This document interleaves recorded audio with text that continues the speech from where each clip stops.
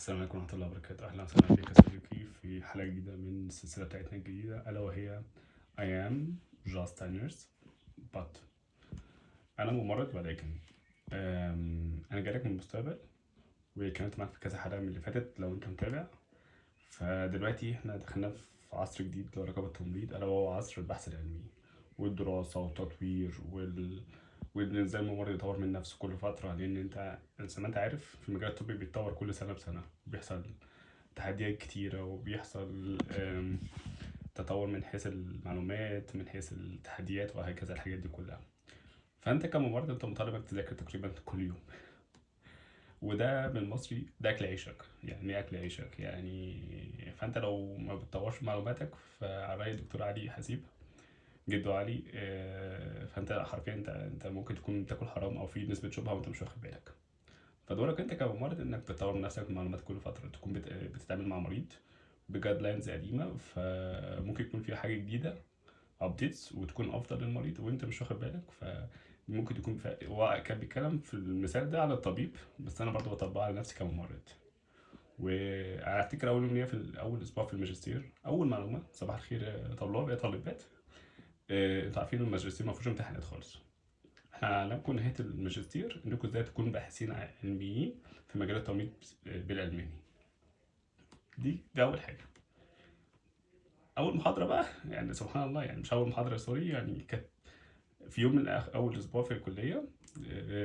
محاضرة معينة من دكتورة بتتكلم ازاي تبقى ممرض باحث، ازاي تكتب بحث علمي، ازاي تكتب خطوات الخط والترتيب والمساواة بين الذكر والأنثى في الكتابة، لأن أنت في المسميات الألمانية في ممرض وممرضة، دكتور ودكتورة. ما ينفعش اكتب دكتور بس، ما ينفعش اكتب دكاترة جمع تكسير، لا، بكتب الدكتور ذكور وجمعهم والدكتورات الناس وجمعهم. يعني ليه؟ عشان مساواة.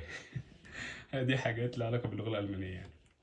فحاجة كمان اتعلمناها، يعني أنا فاكر في اليوم ده حاجة اسمها برومودو سيستم، يعني دي هشرحها إن شاء الله في الفيديو بإذن الله. فأنت لو مهتم بحاجة زي كده، إزاي تكون باحث علمي في التمريض أو ازاي تطور من نفسك علميا بشكل عام علميا، فانا جالك في الجزء ده. طيب يا عمر انا بشتغل والشفتات والنبطشيات ده طبيعي، ده طبيعي جدا انك هي دي مهنتنا. فانت طالما ده لله شكرا على يا دكتور مهندس ايمن عبد الرحيم. أم- أه، اذا استدرك المسلم فهو مستدرك عند ربنا. يعني انت مجرد انك تجدد النيه، انك بتحاول تصلح حاجه، انك بتحاول تابديت حاجه معلومه لنفسك انت، فانت اوريدي ده عند ربنا. فانت بتتعامل مع ربنا في الجزء ده. فده معناه ايه؟ ده معناه انك بس جددت النيه بس، ان شاء الله تاخد الثواب باذن الله. حتى لو مت بعد كده مش هتفرق. انت خلاص، انت عندك نيه، عندك العزيمه، عندك العقيده ان انا بطور من نفسي كممرض عشان ادي باكمل وجه الخدمه بتاعتي. ده دورك. طيب يا عمرو، والوقت والنبطشيه والشغل والمسؤوليه والتربيه والعيال، ده طبيعي جدا.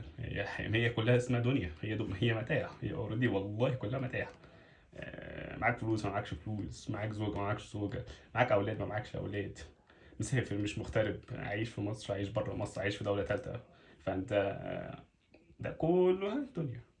بقدر الإمكان إن إحنا نحاول يعني نمشي أمورنا لحد ما ربنا يكرمنا إن شاء الله ونخلد. يعني على رأي المهندس أيمن، يعني إحنا مولودين، إحنا هنا عايشين عشان الخلود وليس الموت. فاحنا اوريدي احنا مؤمنين ان في بعث بعد الموت ومؤمنين بالحاجات دي.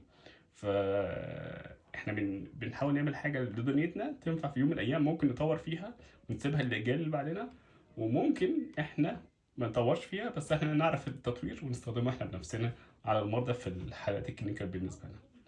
ده الجزء اللي جاي اتكلم فيه. طب هعمل ده ازاي؟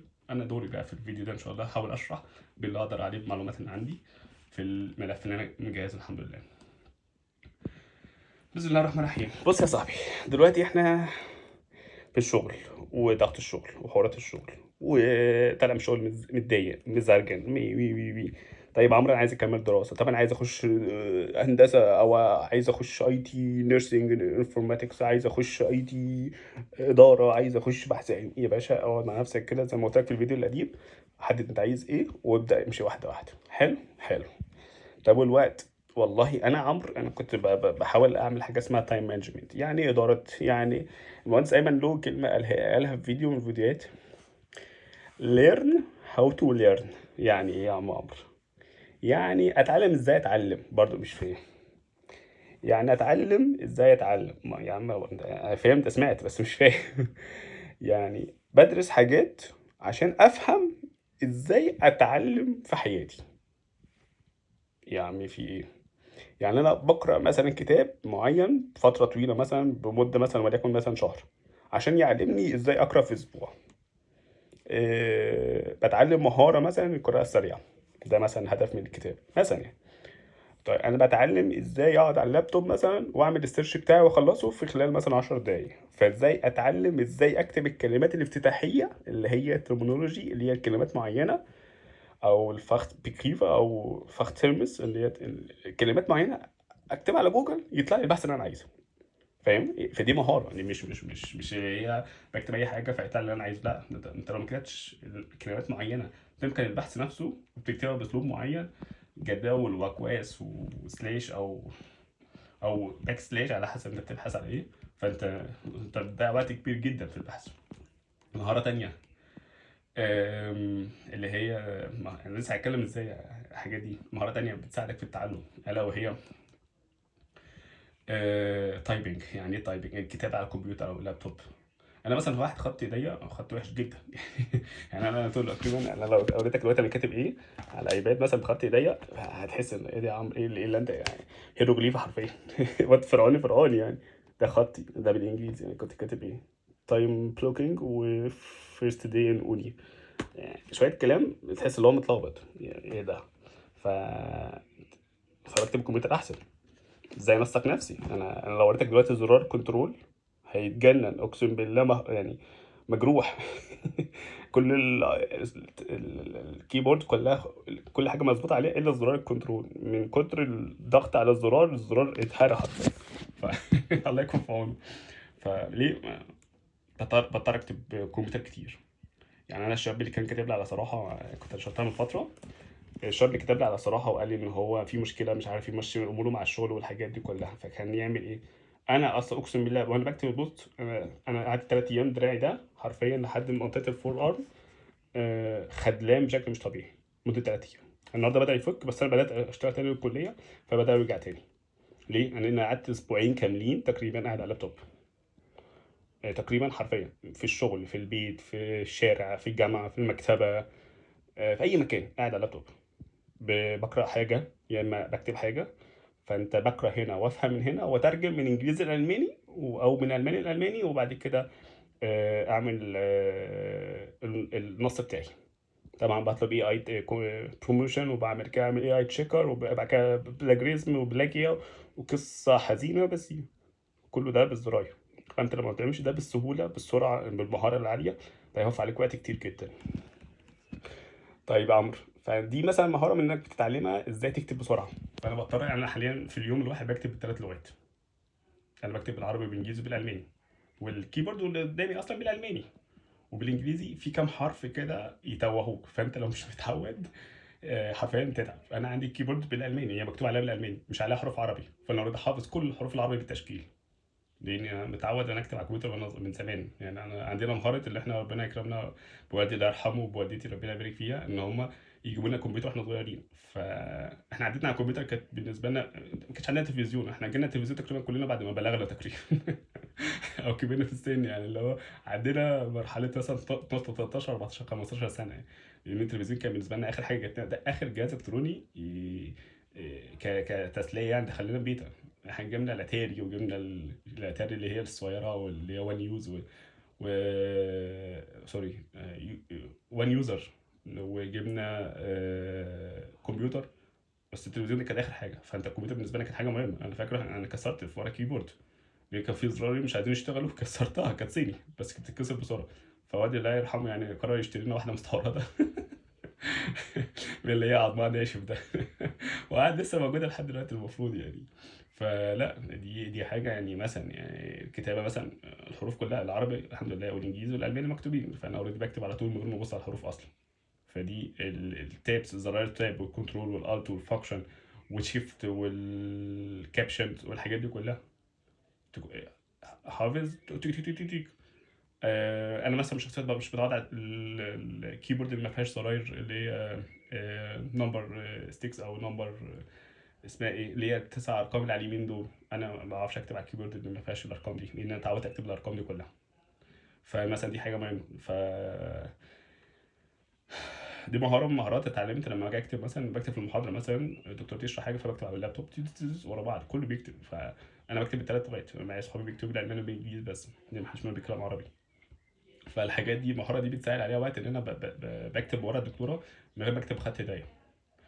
اقسم بالله امبارح وانا بكتب بوست ولا للشاب اللي على الصراحه، اقسم بالله دراعي الشمال من مش مصل يعني، مصل يعني عضل يعني، مش شلل عشان لو اعصاب ولا انسجه دمويه ولا اسمها ايه اوعيه دمويه، فده معناه ان في مشكله جسديه. لا، هي عضل يعني، العضل خدلان من كتر الكتابه، من كتر التعديلات، من كتر الماوس في اليمين والشمال كيبورد. فدي مهاره ان انا بحاول اكتسب، بوفر وقت عليا اقرا كتير وبعد كده اكتب كميه اللي اقدر عليها، واعدل واصلح واظبط وانقص وازود. ايه ده؟ دي مهاره. فده بتوفر عليا وقت جامد. انا فاكر والله وانا بعمل مره بحث وانا قاعد في الغرفه اللي جنب البلكونه في بيتنا القديم، اقسم بالله قعدت 8 ساعات متواصلين بعمل سيرش على حاجه اسمها كليه تمريض في المانيا. كنت ساعتها مش لاقي حاجه اسمها كليه تمريض في المانيا، هي مش اسمها كده، هي لها معنى تاني. بس انا كنت ببحث باللهجه المصريه، اللي هو كليه تمريض جامعه مثلا فرانكفورت كليه تمريض جامعه برلين. مفيش حاجه اسمها في المانيا اسمها كده. فاكتشفت بعدين ان هي مش بالشكل ده. وبعد كده لما سالت حد من الشباب، يعني ربنا يبارك فيها، او بالبنات، قالت لي لا هي مش اسمها كده، هي اسمها كذا كذا. وفعلا بحثت ولقيت ودورت وبعد كده قدمت وي. قعدت والله 8 ساعات في اليوم ده. الدور أذن عليا، نزلت صليت الدور، رجعت كملت بحث. العصر أذن عليا، نزلت كملت. وبعد كده لقيت نفسي تعبت مش لاقي أوصل لحاجة، فكلمت حد وبعد كده ساعدني بالألفاظ معينة ببحث بيها.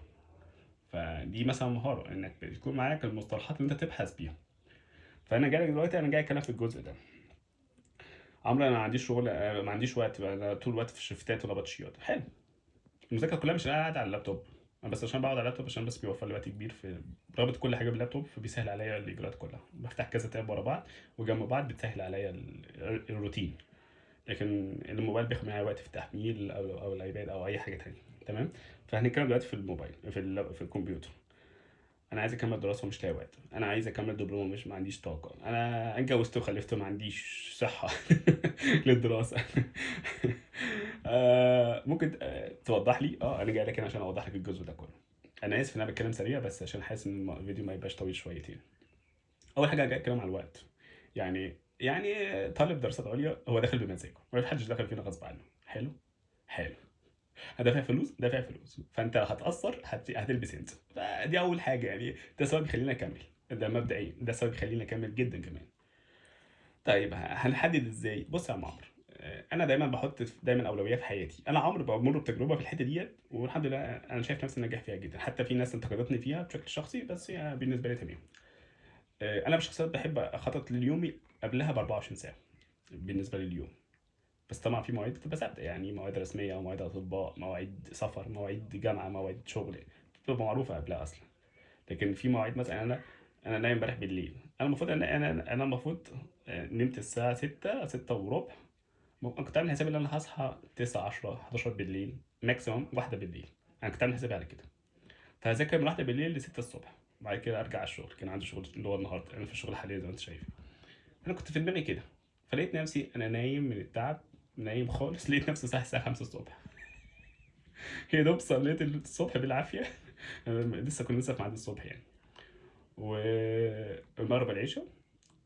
تصدق لسه ما صليتهمش. يا لهوي. هقوم اصليهم دلوقتي، انا اسف.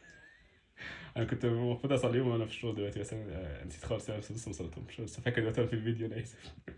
فكنت عامل سنه اصلي المغرب العشاء مثلا بالليل واقعد اذاكر. لقيت نفسي من التعب تعبان خلاص.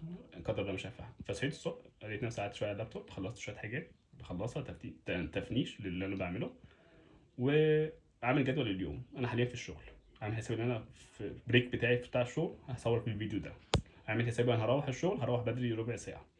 ففي الطريق هقرا، هعمل في حاجه لازم اقراها تبع الكليه عشان بكره عندي كليه، فاعمل حسابي هقراها في الطريق وانا ماشي، لان انا هيبقى معايا الموبايل، الطريق بيبقى طويل شويه، فاحيانا افتح اللابتوب لو انا قاعد في القطر، القطر كده كده فيه واي فاي وفي فيشه كهرباء وفي حمام، فانت ممكن تنام في القطر اصلا يعني. بس انا بالنسبه لي القطر بستغله يا اما في اللابتوب يا اما في الموبايل يا اما في بقرا حاجه يا اما بكتب حاجه. دايما بالنسبه لي كده على حسب اللي فيه شواحن ايه اللي مشحونه اكتر ايه. فده مثلا هدف من اهدافي. انا بعمل تايم مانجمنت في دي والحمد لله ناجح فيها جدا. ليه؟ عشان انا ببقى مخطط قبلها بفتره، يعني مش اللي هو امبارح اول امبارح، مش اللي هو هنصحى الصبح اليوم على ايه الكلام على ايه يا رجاله، لا ما عنديش انا الاوبشن ده. ودي عاده من عندي من سنين، من تقريبا من ثانويه عامه، واعتقد السبب فيها الثانويه عامه، لان الثانويه عامه كانت عندنا حاجه مقدسه. انا ضد الكلام ده، بس يعني كلامي ممكن ما يعجبش حد، فايوه الثانويه عامه حلوه وجميله وماما حلوه ومش عايز اتناقش في دي. فاول حاجه تايم مانجمنت، او يعني ايه تايم مانجمنت؟ يعني اداره الوقت، تايم بلوكينج. انا يعني احنا اتعلمنا في الكليه دلوقتي حرفيا، ودي حاجه ناجحه جدا، انا جربتها بنفسي كذا مره وناجحه بشكل مش طبيعي، ومش قادر اتخيل ان في حاجه زي كده موجوده. تايم بلوكينج. انا مثلا انا صاحي مثلا 6 الصبح، انا بصحى بدري، انا من الشخصيات بنام بدري جدا وبصحى بدري جدا يعني، ودي اكتشفتها اكتر لما جيت المانيا. انا لما كنت في مصر يعني، لو دخلت مش عايز اطول. انا لما كنت في مصر انا في الثانويه والجامعه هصحى 7 عشان اروح المدرسه 8، طب هصحى 7 ونص عشان اروح الجامعه 9، تمام زي الفل. فدلوقتي بعد ما اتخرجت لسه هروح الشغل، بوصل 8 الشغل، فلازم اصحى 6 عشان انزل القاهره قبل 8 والبصمه والامضه. دلوقتي انا شغلي بيبدا 6 في المكتب، انا في الشغل 6 بكون في المكتب، يعني انا 6 الا ربع بكون في المكتب اوريدي، او في اللوكر بغير هدومي عشان اطلع استلم شغلي. شغلي بيبدا 6، مش هبدا هصحى من النوم 6، فانا بصحى 4 احيانا، واحيانا بصحى 3 ونص اخد فوق نفسي بدش، واحيانا لو مش نايم كويس باخد دش ميه تلج، يعني عشان يخلي جسمي ياخد الصدمه يفوق، لان انا مثلا مش نايم كويس او مضغوط شويه، او ما نمتش خالص مثلا احيانا، او عايز افوق خالص جامد، فانا ما دش ميه بارده، دش ميه بارده يخليني حرفيا حصان. حصان شغل. مش عايز اقول الجمله تاني. الحمد لله. بس انت في مهنتنا التركيز فيها بفوره، فانت غلطه طريق السلامه، انت بتأذي ناس كتير حواليا، مش مريض بس، فدي حاجه مش كويسه. فتايم مانجمنت في الجزء ده، ودي حاجه مهمه جدا، الا وهي الفكره اللي احنا درسناها في الكليه. 45 دقيقه شغل او مذاكره، 15 دقيقه بريك. 15 دقيقه دي يعني ده رقم كبير، او 25 دقيقه مذاكره وخمس دقايق بريك، فانت احسبها بقى زي ما تحسبها، 25 و5 او 45 و15. حرفيا دي فرقت معايا بشكل مش طبيعي. و15 دقيقة سوري 15 دقيقة دول انا بسيب المكان اللي فيه اللابتوب او الكمبيوتر، واحيانا انزل اتمشى قدام البيت 5 دقايق وارجع تاني، او احيانا ادخل الغرفة التانية، او احيانا ارجع المطبخ اطبخ حاجة، احيانا اكل ايس كريم لو الجو حر، احيانا اشرب حاجة سخنة لو الجو برد. أنت فاهم وصلت لفين؟ دي حاجة والله أنا اكتشفتها وجربتها اكتر لما اتعلمت هنا بالالماني، لما الدكتوره قالتها لي على في الكليه، ومعلومه حرفيا ما شاء الله طلعت. انا كنت فاكر الكلام ده ونظريات وايه، لا طلعت حرفيا، ولو انت تقدر تجربها وتحكي لي برضه في الكومنتات، والله انا دي حاجه تسعدني. ودي من باب النشر بالعلمي، يعني دي حاجه اقسم بالله رائعه جدا. هي مسميها بالانجليزي حاجه اسمها برومودو سيستم، هي مسمينها كده، بس هي لها كذا نظام: 25 5 45 15 90 ونص ساعه، فانت بتحسبها بقى بطريقتك، فانت بتشوف الانسب ليك ايه على حسب انت بقى الاكتف ولا الباسيف، يعني انا اللي بقرا ولا بيتقرا عليا، ولا انا بسمع، ولا انا بكتب. فكل مهاره بتبقى محتاجه على حسب كم وقت وكم تركيز. فانا لما مثلا انا كنت بقرا دراسه طبعا في الشغل تبع الكليه يعني، الدراسه دي بتقول ماشي مش هنخش في تفاصيل دلوقتي، انا قراتها في كام 6 ساعات. انا دوري ان انا اعمل لها اناليسيز اصلا، احلل كل قطعه فيها، معايا اسبوعين تحليل. فاهم؟ شفت الفرق يعني؟ قراتها في 6 ساعات، هي بالانجليزي اصلا، انا بعمل تحليل بالالماني، فانت فرق. لغات. اقسم بالله احساس صعب. بس طبعا من حي استخدم اي اي، ومن حي اذكر كل جمله كتبتها بالاي اي في في القسم بتاع الكتابه نفسها، ده طبيعي يعني، لاي حد بيكتب اي حاجه علميه لازم يذكر الكلام ده. ده طبيعي، انا بكتب كطالب بقول لهم مش دايركت، انا مش علماني، انا مش مولود حواري برلين، انا مولود في الشرقيه. ف انا جاي من الشرقيه، من بلد الفراخ مش إلها وراك. فاي جمله تانية مش، انا اسف. بس فده مثلا ده جزء من اللي بتكلم فيه. ايه تاني بتكلم فيه؟ انت بتحسب المده نفسها في نظام تالت انا بتكلم فيه، الا وهي ادوات بتساعدك. زي عندنا مثلا نوشن مثلا بتنظم وقت رهيب. انا مثلا كممرض في كاليندر معموله للممرضين بس، او للمجال الطبي عشان بشكل عام، عشان ما حدش انت عنصري ليه ويسكت الدكاتره وسائل. لكل الناس اللي بتشتغل نبطشيات حتى لو ظباط، مذكور كل حاجه وطريقه تفصيلتها ايه وتيبيكال، وبتعدل فيها زي ما انت عايز. انا عندي نبطشيه مثلا الصبح، بس عندي ميعاد رسمي بعد الظهر، فاكتب الاتنين مع بعض، واحد زي تو دو ليست والتاني زي تاسكس، في حاجه كده رائعه جدا.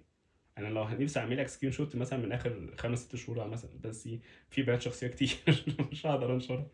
فانت عايز تذكرني، عايز تشوف، عايز تعمل دلوقتي بالاي اي كاليندر معينه خاصه بيك، يا لهوي يعني مفيش احلى من كده. تسهل على نفسك الدنيا. في عندك نوشن مشهور جدا دلوقتي ما شاء الله، يعني الشباب كلها عم بيتكلم عليه. في عندك انا مثلا حاليا بذاكر ببرنامج اسمه انكي، اللي بذاكر بيه statistics، اسئله الاستاتيك، لان انا اكتشفت ان انا قلت في الامتحان ده في رمضان، فمحدش بقى يندم عليا. فامتحان دلوقتي بذاكر بطريقه تانيه، انكي، اي ان كي اي. ده برنامج للمجال الطبي مشهور جدا، والعالم كله مشهور بيه دلوقتي. اللي هو سؤال وجواب، تحط السؤال في ناحيه والجواب في ناحيه، فالسؤال يظهر لك فتحاول تجاوب عليه، ما عرفتش تقول له مش عارف، هو يحل لك السؤال بالاجابه طبعا اللي انت حاططها له، ويحط لك مثلا السؤال ده في خانه اللي هو صعب جدا، فيجي لك كذا مره ورا بعض وانت مش واخد بالك. فبرنامج ذكي جدا، ولو اتعلمت ازاي تستخدمه حرفيا راح حاجه فوق الرائع. انا حاليا لسه بتعلم استخدمه اصلا في الاستاتستيك، بس انا بستخدمه في كذا حاجه لها علاقه بالاستاتستيك احصاء عشان يسهل عليا الحفظ. فدي حاجه كويسه. في حاجه تانية بودكاست، يعني انا مثلا بتعلم، لما كنت بتعلم اللغه ما كنتش بقعد 24 ساعه كتاب، لا. انا في حاجات كنت بسمعها في المواصلات بودكاست، اللي هي بس ما كانتش بقى كانت اسمها ام 3 اللي هي الاوديوز نفسها، او فيديوز على الموبايلات السمارت فون دلوقتي، او اونلاين لو انت معاك نت كويس، لو انت في مكان فيه نت كويس. فالحاجات دي بتساعدني ان انا بذاكر، بشوف. انا النهارده مثلا كنت وانا جاي من الشغل معايا هوصل في الشغل متاخر ساعه طبعا كالعاده، كان يوم كل يوم حد بس ده طبيعي في شغلي يعني، مش بسبب المواصلات. ف انا في نص ساعه في النص كده هتضيع. كنت عامل وانا ماشي هستغل النص ساعه دي في ايه؟ في فيديو تبع الكليه لازم اسمعه عشان هحلل اللي بيتكلم، وكان بيتكلم على نظريه البطاله 1931 1930 في قريه اسمها مارينتال في جنوب فيينا، 20 كيلومتر من فيينا. بتتكلم على البطاله وازاي تاثيرها النفسي على الناس، والناس كانت من الاول منتجه بقت دلوقتي عاطله، وتاثرت تاثير بالاحباط وقصه حزينه. التقييم بتاعها لما حصلت من يهودا في 1980 ولا 84 او 83، يعني في الثمانينات. فالتقييم بتاعها كان، وطلعت اكبر اشهر نظريه، يعني بتتكلم على البطاله وبتتكلم على الاحباط والحاجات دي كلها. ف بسمع فيديو بستغل الوقت، مش بعمل حاجه حرام عشان يعني بسمع حاجه تزود علمي. فلازم احلل الفيديو ده، وحللنا جزء منه في المحاضره، ودلوقتي هشتغل عليه عشان افهم النظريه كامله، عشان اقرا الكتاب نفسه بتاع النظريه. فانت بتعلم كل يوم بس بالطريقه، بالوقت المناسب، بالظروف المناسبه. ودايما اي حاجه لها اولويه خليها رقم واحد. يعني ايه سوري انا مش الكلام يتفهم غلط. اي حاجه لها اولويه خليها رقم واحد، يعني ايه برضه مش فاهم. يعني انا هصحى الصبح عامل حساب ان انا هصحى اذاكر، بص شويه على السوشيال ميديا، او ارجوك بلاش السوشيال ميديا دلوقتي. خلي السوشيال ميديا 5 دقايق. ولو عملت ليميت للموضوع ده، في ابلكيشنز كتير على الموبايل دلوقتي بتسهل عليك انك تعمل ليميت للسوشيال ميديا، سكرين تايمر ليميت. ودي حاجه فوق الرائع، ولو انت ركزت في حاجه زي كده حرفيا هتسهل عليك حاجات كتير. تاني حاجة تانية طبعا ما تنساش طبعا يبقى ليك صحبة صالحة حواليك، عشان مش هتعيش لوحدك في الكوكب ده لوحدك، يعني عشان تبقى انت برضه ما تنساش نفسك برضه. بس يعني انا بتكلم على الاولويه من حيث مثلا الهدف بتاعك. انا عندي مذاكره فلازم اذاكر، فانا جاي اتكلم على الفيديو ده عن المذاكره وتحديد الوقت، وان انا طول الوقت شغال، عندي اسره، عندي مسؤوليات، وي والحاجات دي كلها. فمش منطقي. كلنا عندنا 24 ساعه في اليوم، يعني محدش فينا عنده 48 ساعه في اليوم الواحد، كلنا 24 ساعه. بس في فرق ما بين واحد شويه يبص على بوستس، شويه يشوف الكومنتات، واحد يشوف واحد تاني يروح قافل الفيديو دلوقتي ويطلع يشوف بيذاكر. والله انا شخصيا هبقى مبسوط، فليه؟ هو عنده هدف فلازم يلحق يكمله. هدفي مش واضح، اقعد يا باشا، اقعد مع نفسك وتشوف الفيديو اللي قبل ده وهتلاقي ازاي تتعلم تحدد هدفك ازاي، وازاي تستغل نفسك، وازاي تستغل صحتك، وازاي تستغل وقتك. اللي في يوم من الايام ممكن ده كله مفيش. انا في يوم ده كان عندي عربيه وبتسهل عليا اروح شغل في 20 دقيقه رايح، 20 دقيقه راجع، 25 دقيقه، 30 دقيقه لو الدنيا زحمه رايح 23. دلوقتي ما عنديش عربيه، بروح مواصلات ساعه ونص رايح ساعه ونص راجع. الساعه ونص ديت انا بستغلها بشكل مش طبيعي. ليه؟ اذكر صباح الصبح ورد الكليه بتاعي. انا دايما كنت بعمل كده في العربيه، بس ولو المواصلات بتديني وقت اكتر. بقرا قاعد مستني الباص، مستني المترو، مستني القطر، على حسب ده كله فيه كهرباء، بس احط الفيشه اشحن. في نت، القطر فيه حمام كمان.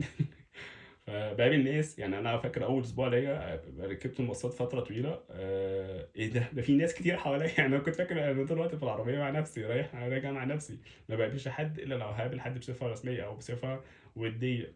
ف ده في ناس يعني. بس دلوقتي بقى الصيف جو بقى حر، فحسيت ان في حاجه غلط بتحصل، بس مش عايز اتكلم بتفاصيل. ف حدد وقتك. انا بعمل ايه؟ انا مش طول الوقت قاعد على الكتاب بقرا كتاب. انا في كتاب امبارح ظهر لي ب 1100 ورقه، انا مش قادر. انا حرفيا شفت الكتاب، انا عايز ايه؟ انا عايز شابتر 8 بس.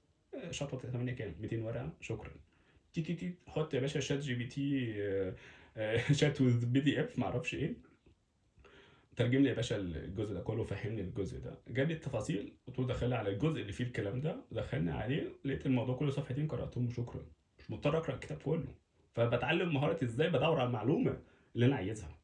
ازاي يا عم عمرو؟ هو ده انك بتتعلم تستخدم اداه ذكاء اصطناعي بتسهل عليا السيرش او البحث في جمله كلمه في كتاب 1100 صفحه.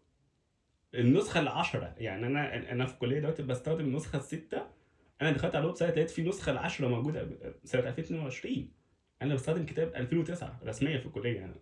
بس لقيت كتاب ديجيتال موجود، كوبي يعني ديجيتال كوبي، او ديجيتال ديجيتال كوبي. طبعا على الويب سايت ببلاش، معرفش ده رسمي ولا لا عشان انا برضه مفتيش، بس لقيته موجود اونلاين. لو عملت له داونلود ومفتوح عندي على اللابتوب. الكتاب ده لوحده رقم غالي جدا. انا لقيته على الويب سايت ببلاش، انا عملت له داونلود بس. كتاب، هو في طبعا في احدث منه، في نسخه 11 بس مش لاقيها، فانا لقيت 10. انا في الكليه نفسها بستخدم الجزء الكتاب النسخه السته دي 2009. فاهم الفرق؟ مستوعب الرقم ده؟ ف كتاب جديد بدور عليه، لقيت فيه معلومه، انا بدور على معلومه معينه هستخدمها في البحث العلمي، فتي تي تي تي دخل على الشابتر، بعد كده دخل على الكاتيجوري، بعد كده دخل على الايتم، بعد كده دخل على الصفحه. في الاخر الموضوع كله صفحتين قراتهم وخدت المعلومه اللي انا عايزها وشكرا. انا مش مضطر ادور في كتاب 1100 صفحه.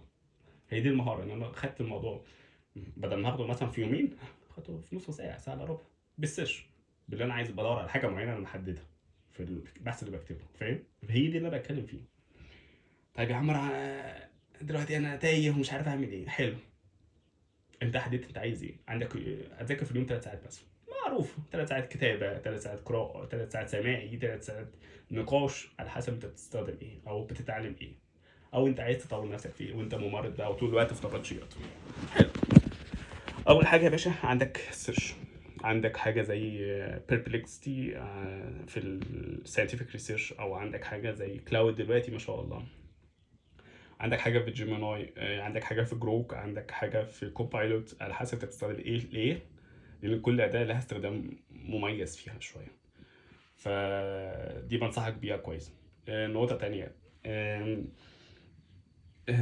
حاجه كمان، انت مش متعود. يعني احنا مثلا دلوقتي انا بحاول اعود نفسي الفتره الجايه ان ما اكتبش كل حاجه بدراعي، خاصه ان الدراع بدا يوجعني بسبب كتر الكتابه او كتر استخدام الكيبورد. ان انا في ميكروفون بيتحط على اللابتوب او السماعات، يعني يو اس بي ميكروفون، واكتب بيه كل تقاريري، مش مضطر اكتبها.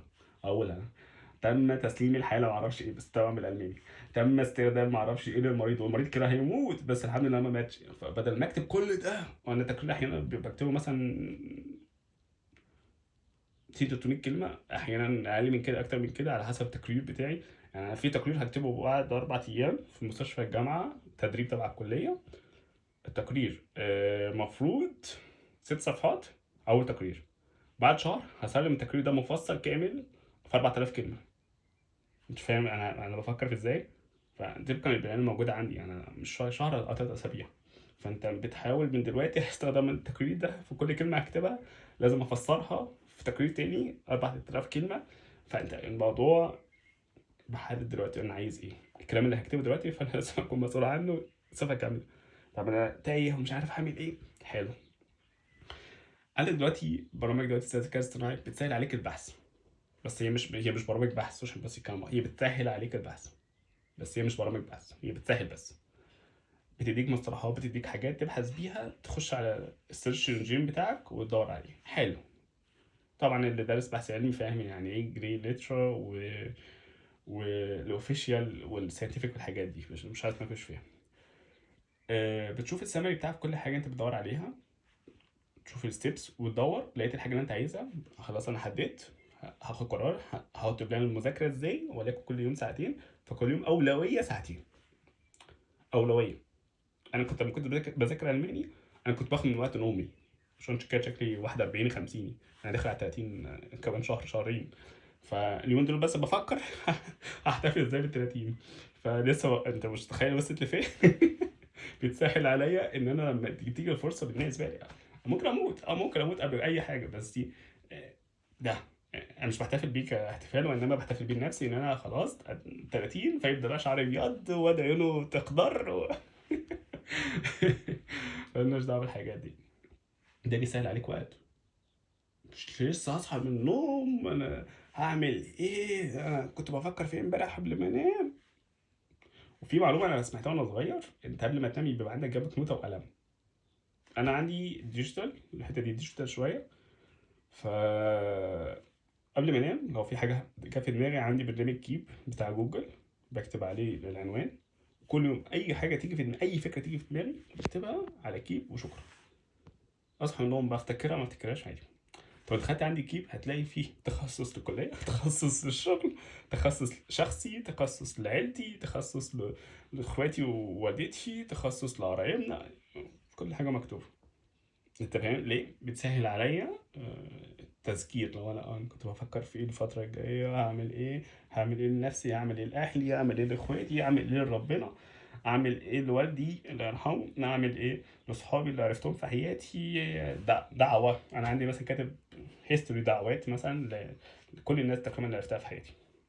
فكل فتره بدعي لواحد او اتنين او تلاته او اربعه او خمسه على حسب، يعني لما بفتكر وانا بدعي او وانا بصلي قيام ليل او انا بقرا قران او يعني دي حاجه مثلا مقدسه عندي شويتين، بحترم نفسي ان انا بني ادم يعني برضه. فدي حاجه بتسهل عليا ان انا بنسى، ففي حاجه بتسهل عليا ان انا اكتب اللي نفسي فيه. بلان تانية الجزء اللي بشتغل عليه الا وهو البلان الواضحه. انا عندي مسؤوليات، يعني ايه عندي مسؤوليات؟ اي انسان منا مسؤول، يعني كلكم راع كلكم مسؤول عن رعيته. فانت مش هتقدر المسؤوليه دي ومش هتقدر الوقت والصحه اللي عندك طريق السلامه. انت انت تتسال على كل ده حرفيا في حياتك. فانت استعد يا باشا ال... اسمها ايه، استعد للسؤال ده عشان مش عايز اقول جمله تانية ممكن تضايق حد. ف وعلى فكره انا كنت اكتشفت في الاسلام ان سن الشباب لحد ال 40، انا كنت فاكر لحد 30، اكتشفت ان ده في لحد ال 40. فانت يعني في الحديث يعني الاربعه اللي هيسال عليهم اكتر يعني في الانسان، يعني عن شباب فيما افناه حرفيا. يعني لحد سن ال 40. فانت لو شايف نفسك لحد ال 30 وتقول لي كده خلاص عديت ال 30 سنه شكرا، لا طريق السلامه لا. اتمنى تكون واخد، والله ما بهزر، تكون واخد كلامي بمحمل الجديه، لان الموضوع مش هزار. انت هتتسال على كل ده، انت هتتسال على بس جاي نوتيفيكيشن بس سوري معذره.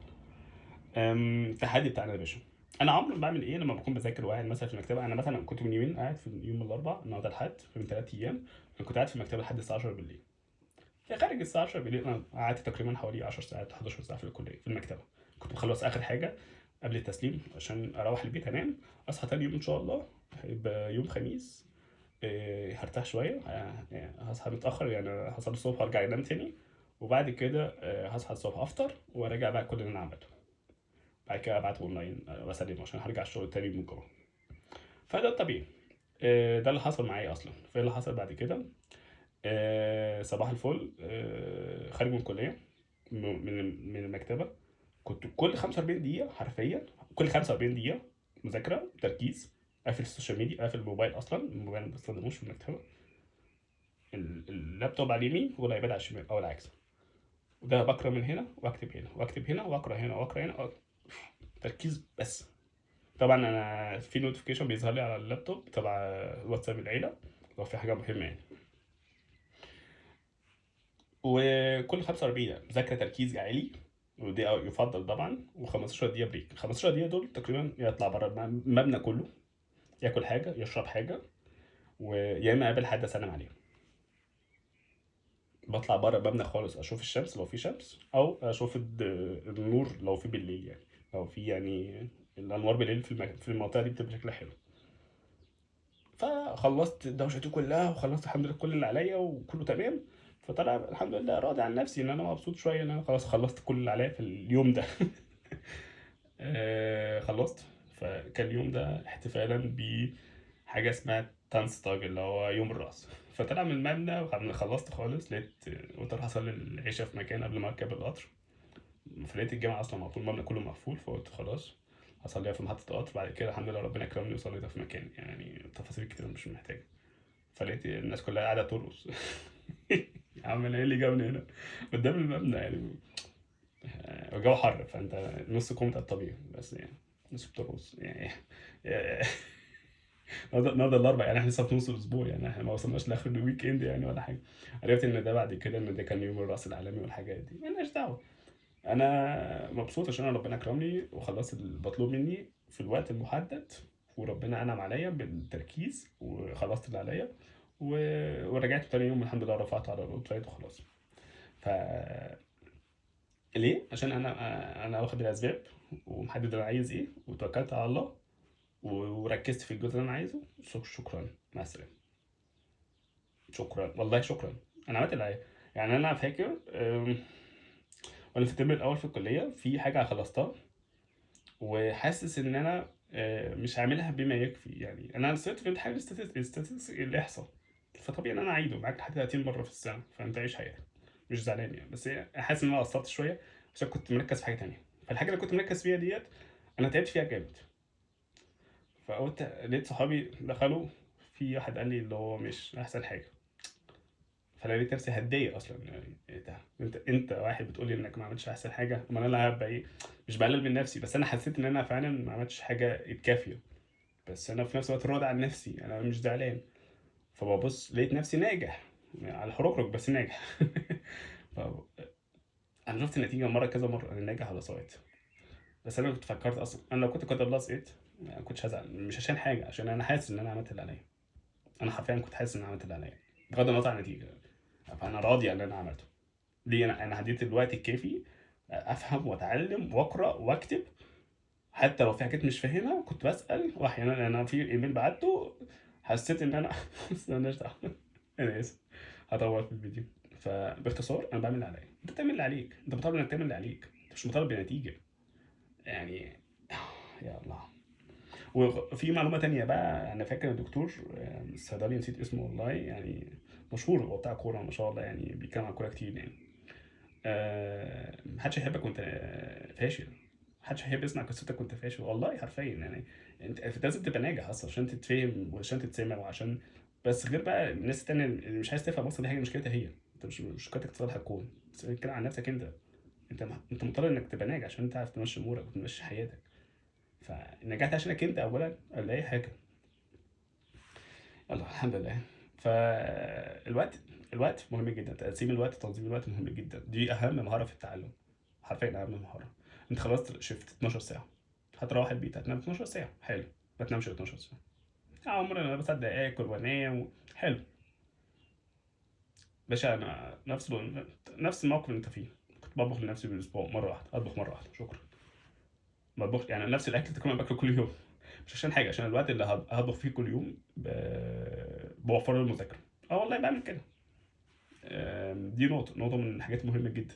نقطة تانية، آم، لو انت بتتكلم على غسيل الملابس مرة واحدة في الأسبوع، تغسل مرة واحدة، كله مرة واحدة. تنظيف الشقة نفس الكلام لو انت عايش لوحدك يعني. بتسهل عليك حاجات كتير، بتديك وقت بقية الأسبوع. طيب أنا خلصت نبطشية 12 ساعة هعمل إيه؟ هتذاكر. انا 12 ساعه بالنسبه لي كافيين انك تخليك تذاكر 3 ساعات. انت 4 ساعات ده لو انت ايه بطل حرفيا، او انت متفوقه في الحته دي، يبقى زي الفل. 4 ساعات وبقيت اليوم يا باشا عايز تنام تاكل تشرب تقابل حد انت حر. 3 ساعات 4 ساعات شكرا في اليوم الواحد، كافيين انك حرفيا تغير الكون بعد كده. والله كافيين. بس انا مش عايز اتكلم بقى تنميه بشريه ونخش بقى في الجو ده وانت تقدر وانت تقدري والحاجات الجميله دي، وانما ربنا يوفقك ويرزقك الخير ويرزقك الخير انت كمان. انا مش عايز اطول على الفيديو عشان حاسس ان انا طولت، بس تنظيم الوقت دي من اهم المهارات. انا انظمه ازاي؟ خش على جوجل ازاي انظم وقتي. عندك دلوقتي ال AI search engine تقدر تشوف دي فيها ايه. عندك كده دلوقتي مش هقول لك اقرا كتاب عشان اداره الوقت، هو مش محتاج اللي يقرا كتاب دلوقتي ما شاء الله انك توصل للمعلومه بسهوله. فانت مش هقول لك اقرا الكتاب كله عشان تفهم تقرا، لا انت ممكن تاخد الخلاصه، لان انت مطالب انك تنفذ وليس مطالب انك تستوعب كل حرف مكتوب. لا مش مطالب بده. فانا عمري ببدا بايه؟ اللي انا بكتب قبل ما انام انا هعمل ايه لما اصحى ان شاء الله، عشان لو صحيت ان شاء الله شكرا انا اوريدي عامل بلان. فما اصحاش بقى مخضوض، ما اصحاش انا ناقص. انا احيانا توصل للخطه بتاعتي ان انا هصحى الصبح هلبس ايه لما رايح في الحته الفلانيه. فاهم يعني؟ مش عشان انت تصحى من النوم يا دوب اصلا على مفهوم، بس بتاخد معايا وقت على مشرب قهوه وي. فدي طبعا على مشرب لبس جاهز متعلق في مكان ما في الشماعه في الحته الفلانيه شكرا مع السلامه.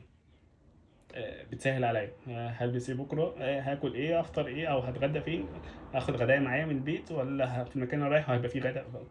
الحاجات دي بتسهل عليا. طبعا مش بسيب نفسي طول الوقت مركز 100%، بس بتديني نسبة ان هو في انجاز انا عامله لنفسي، بتسهل عليا افكر في الحاجة اللي محتاجة تفكير.